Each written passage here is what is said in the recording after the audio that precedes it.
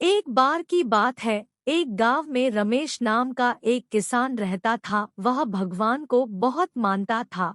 एक समय की बात है कि वह भगवान से नाराज होकर बोला, आज मैं आपसे बहुत नाराज हूँ। कभी बाढ़ आ जाती है, कभी सूखा पड़ जाता है, कभी ओले पड़ जाते हैं और कभी बहुत तेज धूप हो जाती है। हर बार किसी न किसी कारण से मेरी फसल खराब हो जाती है।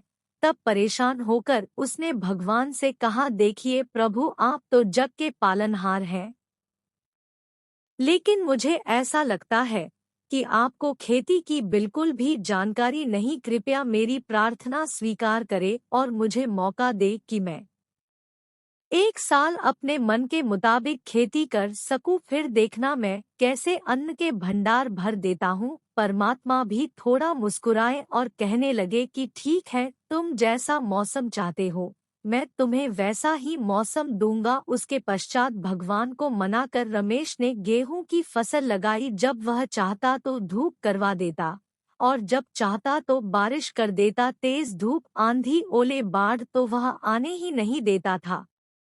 धीरे धीरे समय बीत गया और फसल बड़ी हो गई और फसल को काटने का समय आ गया। रमेश की खुशी का तो कोई ठिकाना ही नहीं था, क्योंकि वह मन में सोच रहा था कि ऐसी फसल तो आज तक किसी की हुई ही नहीं होगी। अब तो मैं परमात्मा को दिखा दूंगा कि खेती कैसे करते हैं। तब किसान बड़े गर्व के साथ सीना चौड़ा करके फसल काटने को चला।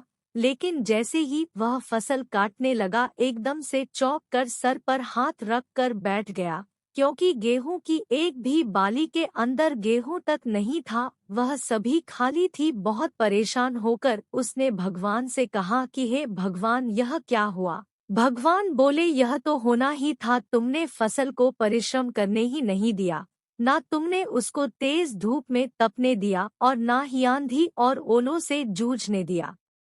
फसल को किसी भी प्रकार की चुनौतियों का सामना ही नहीं करने दिया, जिस कारण तुम्हारी गेहूं की फसल खोखली ही रह गई। जब तेज बारिश होती है तो फसल अपने बल से खड़ी रहती है, अपने को बचाने के लिए संघर्ष करती है और इस परिश्रम से जो उसे बल मिलता है वह उसे शक्ति और ऊर्जा देता है, उसकी सुंदरता को उभारता है।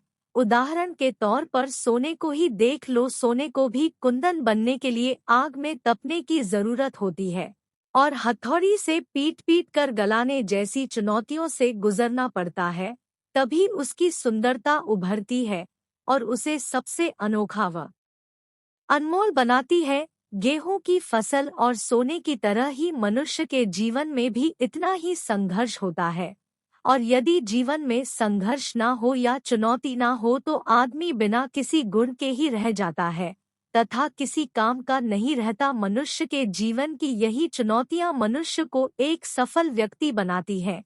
यही चुनौतियां आदमी रूपी तलवार को धार देती है, उसे प्रगढ़ और मजबूत बनाती है।